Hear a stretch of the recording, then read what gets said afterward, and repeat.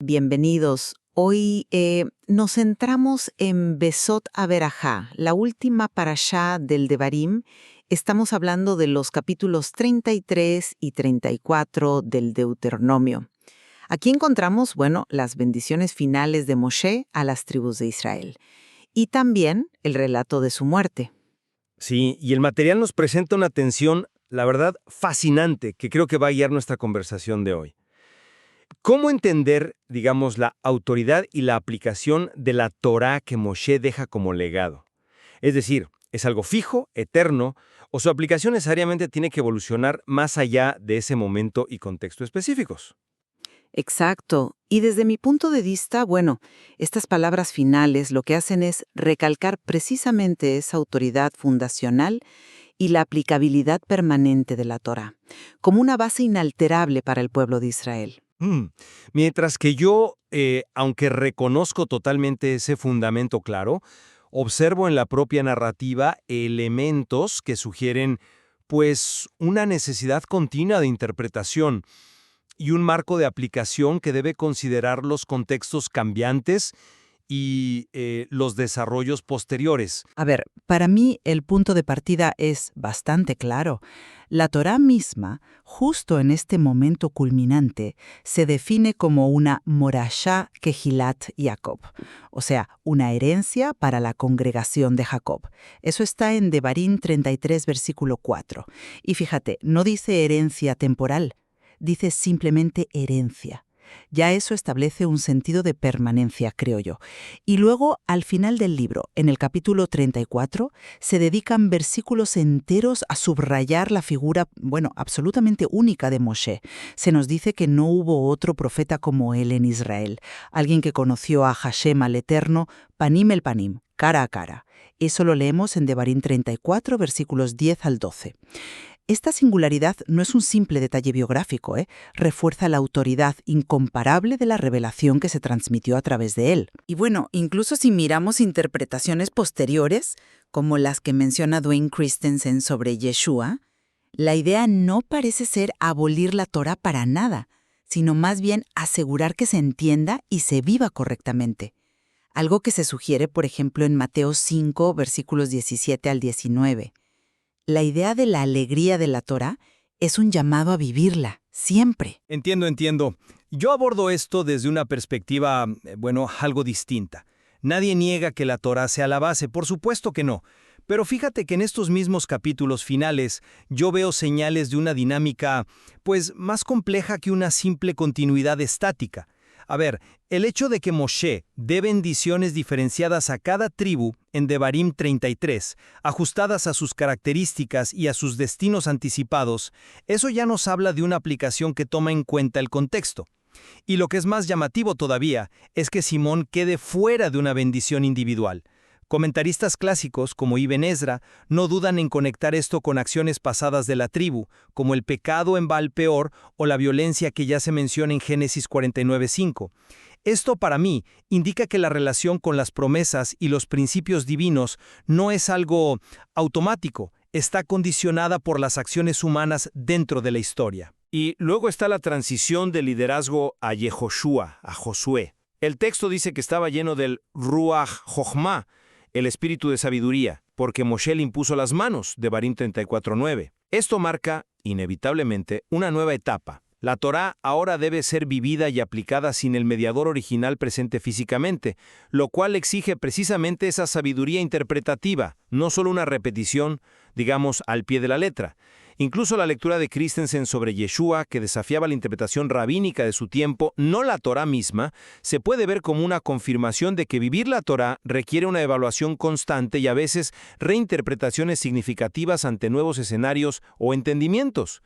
Como quizás se ve en la radicalidad de la lealtad que pide Lucas 14:26, que si bien tiene ecos en la lealtad de los levitas en Devarim 33:9, parece intensificarla. Empecemos por ahí, si te parece, por la singularidad de Moshe y la revelación.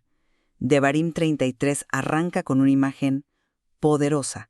Hashem viniendo del Sinaí, resplandeciendo desde Seir, apareciendo desde el monte Parán, con miríadas de santos, entregando una Esh Dat, una ley de fuego. Eso es Devarim 33, versículos 2 al 4. Y como mencioné antes, el libro cierra declarando que nunca más se levantó profeta en Israel como Moshe, a quien haya conocido a Hashem cara a cara, Devarim 34, 10 a 12, y resalta sus señales y prodigios únicos. La pregunta es, ¿no sienta esto las bases de una autoridad normativa que, precisamente por su origen y por quien fue el mediador, está destinada a trascender cualquier época? ¿El texto mismo la llama herencia? ¿No sugiere eso una base inmutable, un fundamento que no cambia? Reconozco esa singularidad. Claro, es imposible no hacerlo leyendo el texto. El evento del Sinaí y la figura de Moshe son sin duda fundacionales. Pero la pregunta que me surge es, ¿implica esa singularidad que cada detalle de su aplicación debe permanecer idéntico para siempre sin importar las circunstancias? A ver, la Torá misma no es solo un código legal abstracto, es una narrativa que se desarrolla en la historia, y aquí mismo vemos una transición crucial. El liderazgo pasa a Yehoshua, 34:9. Se nos dice que Yehoshua tiene el espíritu de sabiduría y que los israelitas le obedecen para ser como Hashem había mandado a Moshe. Esto para mí sugiere que aplicar fielmente la Torá de Moshe en una nueva era, ya sin él, requiere precisamente esa sabiduría activa, esa capacidad de discernir cómo aplicar los mandatos en situaciones nuevas. La necesidad misma de sabiduría implica que no es solo repetir, es interpretar y adaptar para cumplir la intención original en nuevos contextos. Y eso me conecta directamente con el segundo punto. Las bendiciones específicas por tribu y la llamativa exclusión de Shimón en Devarim 33. Estas bendiciones, como decía, no son una fórmula única para todos. Son muy concretas. Zebulún se alegrará en sus salidas, probablemente comerciales, mientras que Isahar lo hará en sus tiendas, quizás dedicadas al estudio, 33, 18, 19. Asher mojará en aceite su pie, aludiendo a la riqueza olivarera de su tierra, 33, 24. Reflejan roles y destinos particulares. Y luego está la ausencia de Shimón. Como decía antes, comentaristas como Ibn Ezra ven aquí una consecuencia directa de actos pasados. Baal Peor, Génesis 49, 5. Para mí, esto demuestra que recibir las bendiciones de la Torá no es un derecho automático, garantizado solo por la ascendencia. Está condicionado por la fidelidad y las acciones concretas a lo largo de la historia. Esto apunta a una aplicación dinámica, donde los principios divinos se encuentran con la realidad humana y sus consecuencias, no a un cheque en blanco. Entiendo el punto, sí, pero yo lo veo de otra manera. Creo que esas especificidades no debilitan la Torá, sino que al contrario, muestran su riqueza. Como principios que sí son eternos se manifiestan de formas diversas en la vida real de cada tribu y de cada persona. Que Zebulún se dedique al comercio e Isahar al estudio no significa que la Torá cambie, significa que hay distintos caminos válidos para servir a Hashem bajo el mismo marco de la Torá. La fertilidad de Asher es una concreción de las promesas divinas. Y en cuanto a Shimón, bueno, su exclusión no es una anulación de la Torá, es una consecuencia dolorosa dentro del sistema de justicia y advertencias de la propia Torá. Es la prueba de que las acciones tienen consecuencias según la ley divina, no de que la ley sea variable. De hecho, fíjate que algunos comentaristas han notado que en la bendición de Yehudá se dice Shema Hashem Kol Yehudá. Escucha, oh Eterno, la voz de Yehudá. 33.7. La palabra Shema, escucha, tiene la misma raíz que Shimón. Podría ser una alusión sutil, ¿no? Una puerta que quizás no se cierra del todo, sugiriendo una posibilidad de retorno y restauración dentro del pacto, no una expulsión definitiva del marco de la Torá. Y bueno, hablando de vivir la Torá, llegamos al comentario de Christensen sobre cómo figuras posteriores, como Yeshua, interactuaron con ella. Christensen subraya que el enfoque no era anular la Torá, sino más bien desafiar ciertas interpretaciones que se habían vuelto rígidas o que quizás perdían de vista la intención original. Según esta visión, Yeshua actúa como un intérprete que busca revitalizar la Torá, no reemplazarla. Su llamado a encontrar la simja, la alegría, en la Torá, la posiciona como una guía viva y relevante para vivir correctamente. Además, cuando Yeshua resume la esencia de la Torá en amar a Hashem y al prójimo, como menciona Christensen, Está de hecho citando mandamientos centrales que encontramos justamente aquí en Devarim. Eso me habla de una continuidad fundamental muy, muy fuerte. Estoy de acuerdo en que la interacción es profunda, eso es evidente. Pero fíjate, el hecho mismo de que sintiera la necesidad de corregir interpretaciones establecidas usando fórmulas como «oyeron que fue dicho a los antiguos, pero yo les digo», sugiere que la comprensión y la aplicación de la Torá no eran vistas como algo cerrado, fijo para siempre. Parece que la reinterpretación es parte de mantenerla viva. Christensen mismo dice que Yeshua desafió la forma en que se interpretaba. Y si llevamos esto un poco más allá, la comparación que a veces se hace entre la lealtad radical que Moshe elogia en los levitas en Devarim 33.9, el que dijo de su padre y de su madre, nunca los vi, y las palabras tan fuertes atribuidas a Yeshua en Lucas 14.26, la necesidad de aborrecer en el sentido semítico de amar menos o priorizar radicalmente por encima de padre, madre, etc., para seguirle, llevados a conclusiones distintas dentro de un marco que se entendía como nuevo y decisivo, me sugiere que seguir la voluntad divina, tal como se percibe en distintos momentos, puede requerir reinterpretaciones audaces de la propia tradición.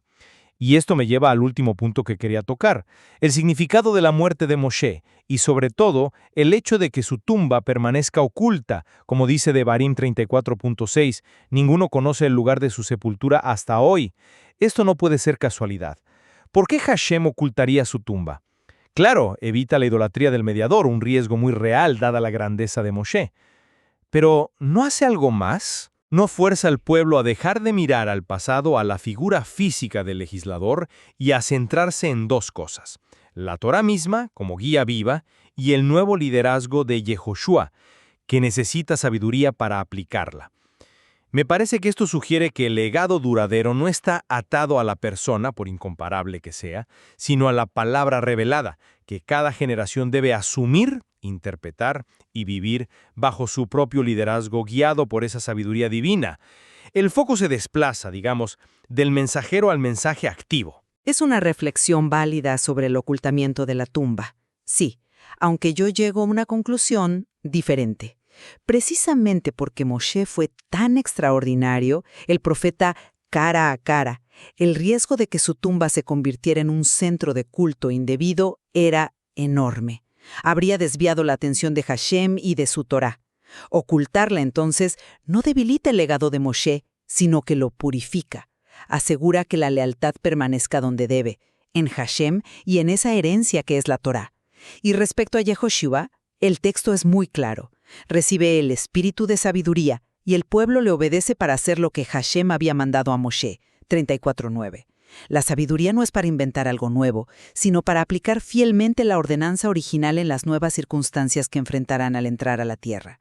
Así que la transición del liderazgo para mí confirma la continuidad de la Torá como la guía autoritativa. La fuente de autoridad sigue siendo la misma revelación dada a través de Moshe, ahora confiada a un nuevo líder para su implementación. En definitiva, creo que Besot HaBerajá cierra el Pentateuco con una afirmación poderosa. La Torá es la revelación fundamental de Hashem, una herencia eterna para Israel.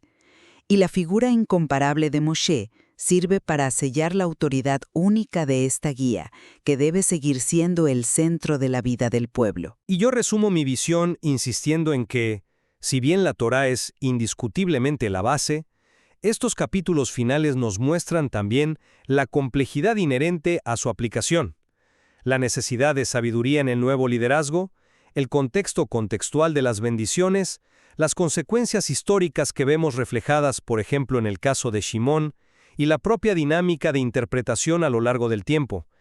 Bueno, todo apunta a una relación con el texto que debe ser viva, activa y, sí, evolutiva, exigiendo una aplicación inteligente y contextualizada en cada generación. Sin duda, la fuerza de estos capítulos reside justamente en esa tensión que hemos explorado. Por un lado, la afirmación rotunda de una herencia que perdura, y por otro, la necesidad implícita de vivirla y aplicarla con discernimiento en cada nueva etapa histórica y personal. Exactamente. Creo que considerar estas distintas facetas que el propio texto presenta nos permite acercarnos a una comprensión más rica y, bueno, más matizada del significado profundo de estas últimas palabras de Moshe y de lo que implicaba para Israel pararse en el umbral de una nueva era, guiados por la Torá. La verdad queda mucho por meditar en estas escrituras tan